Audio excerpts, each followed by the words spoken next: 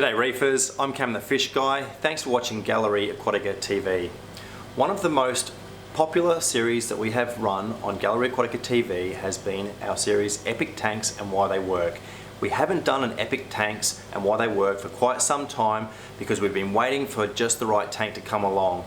And today we have one of the best reef tanks in Australia. We can't wait to show you. It's Adrian Smith's Mega Reef. Here it is.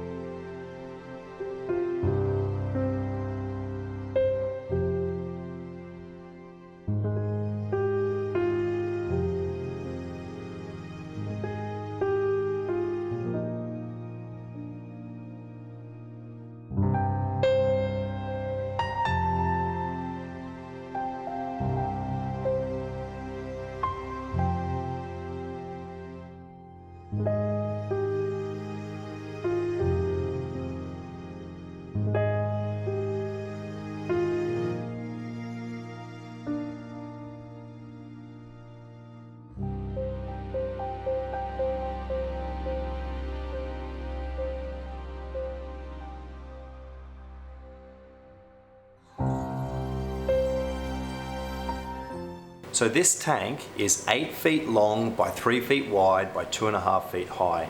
It's 1600 litres or 400 gallons. It's an absolutely massive tank, and it's a peninsula tank that divides the kitchen from the lounge room, and it absolutely dominates this room. It looks really good.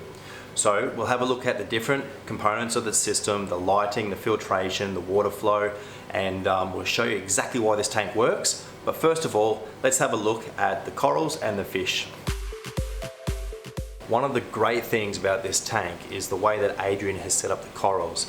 He set up different groups or gardens of corals, and that way the corals get along well, but also you can see the contrasting colors of the same type of coral. So let's have a look at some of those gardens. The first one being the Symphilia and Lobophilia garden we have just here. And just below that, there's a Deschayesiana garden. So there's these two huge ones. I think this one at the front here came from Gallery Aquatica just the other day. But there's quite a few of them in here, some green ones as well. And to the right of the Desch garden is the Gonny garden. And there's lots of nice different coloured Gonnies. You can see the reds and the greens. There's a glitter Gonny here, which is quite sensational. This one rock has got 3 different Gonnies on it, all getting along, not stinging each other, and the colour contrast looks really good. You can also see there's some really nice scrolling Montipora between these corals, and the acros high in the tank to make the most of the light. But let's go around the other side of the tank because there's a couple more really cool gardens over there.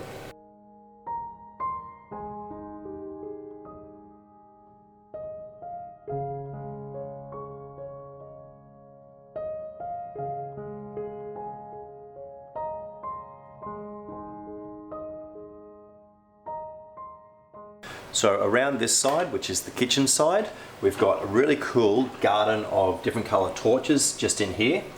And torches are something that often will sting other corals, so keeping the torches together is a really good idea. But this is probably my favourite garden.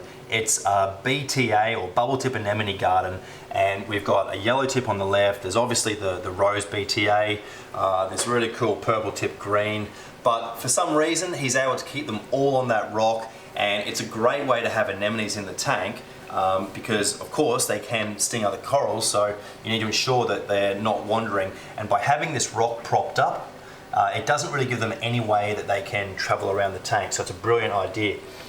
There's also this Scolly garden, which is particularly nice. You can see how puffy the Scollies are. They're all really, really happy. And of course, the Hammer garden. So we've got the hammers in the front here, there's some frog spawns at the back. Hammers are another thing which can sting other corals, so it's always good to have them in a group together. So that's pretty much it for the corals. Let's have a bit of a look at the fish, and we'll put some food in there, and we'll talk about the types of fish in this tank.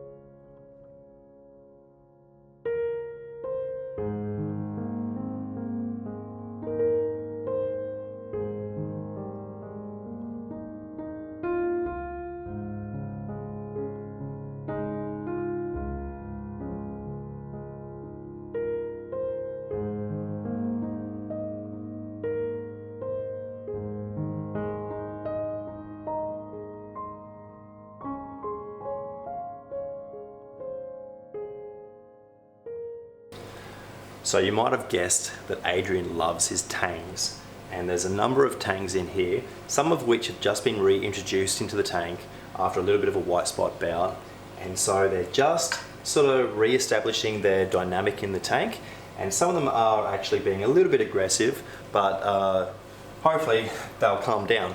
But you can see that we've got a powder brown tang in here, there's a big sailfin, the blue tang of course, there's a clown tang. There's quite a few tangs in this tank. A lot of these tangs will get quite large and really fill out the tank. Being such a big tank, it does look good having big fish in there. But the other fish which you'll notice there's a lot of are the wrasses. And there's a Coutier's wrasse, there's a number of fairy wrasse in there, there's a purple line fairy. So there's a really beautiful mix of fish. Just giving the last bit of food. And now we'll have a look at some of the different componentry systems on this tank.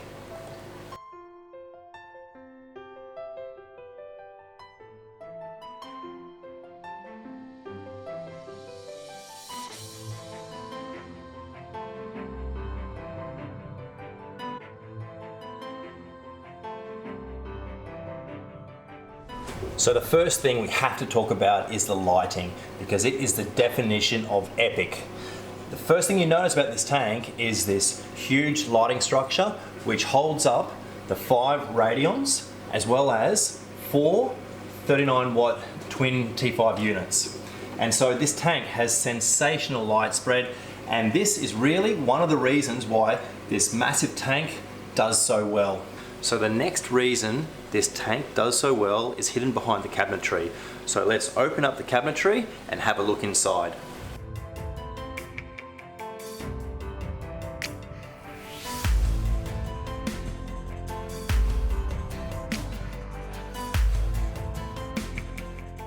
So now that we've got the panels off, let's have a look underneath the tank and we'll have a look at the filtration system. There's a 6-foot sump which runs filter socks at the start as well as some Dacron straight into a refugium. Now the keto in the refugium is a really nice healthy green, it's growing very well, so that's a nice well functioning refugium. Then it moves into the biological media, and there's a heap of biological media. This tank has got kilos and kilos of noodles which are processing all the nitrogenous wastes. So that's definitely one of the reasons why this tank's water chemistry is so good. Then into the last section we've got the return pump, pumping the water back up into the tank. So this system is running a keto reactor as well as the refugium. So there's a very strong nutrient export system operating on this tank. And when you've got the biomass of the big tanks in the tank like this, it's important that you've got a good nutrient export system. Let's have a look at the skimmer, because the skimmer is sensational.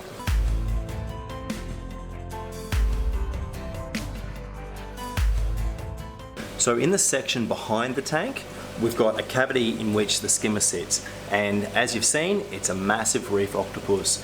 Now having this section behind the tank allows for a very tall protein skimmer, and trying to fit a skimmer this size underneath the tank itself can be quite difficult. But this skimmer really pulls out a massive amount of waste, and this is definitely one of the reasons why this tank does so well.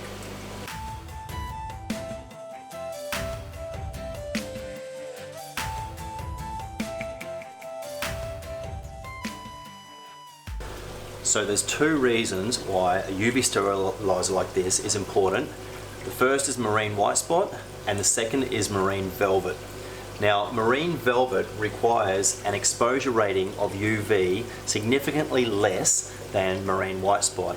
In fact, the exposure rating required is 105,000 milliwatts per cubic centimeter. And so the white spot is actually almost double that, it's 240,000.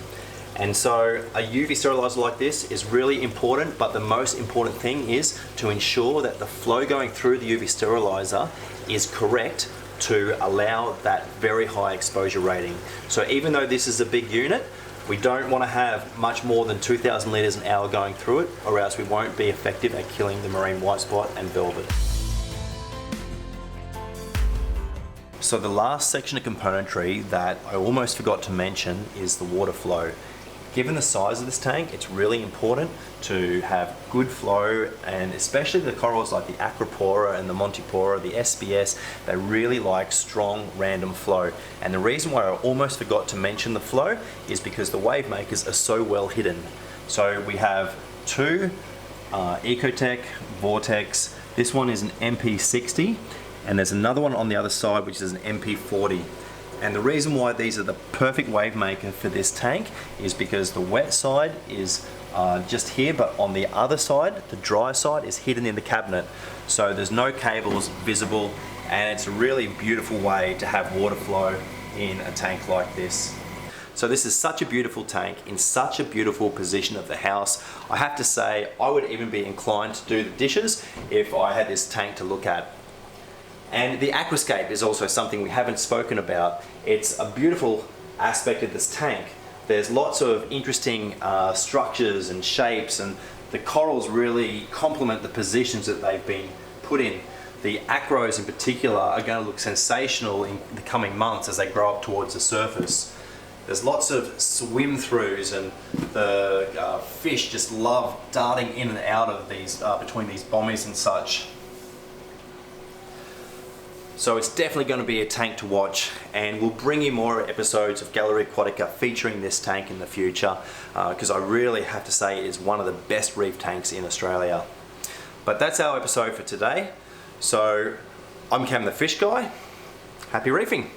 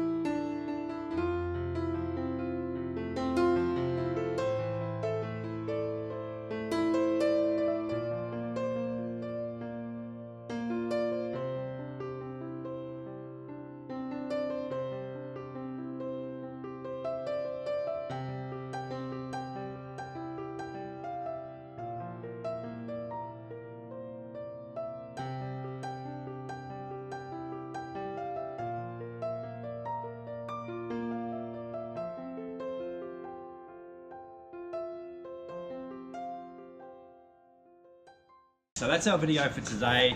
If you enjoyed it, hit the like button, hit the subscribe as well. We'll be putting out videos every week showing a new tank with new products. There's going to be lots in all the videos. I'm Cam the Fish Guy, and keep on reefing.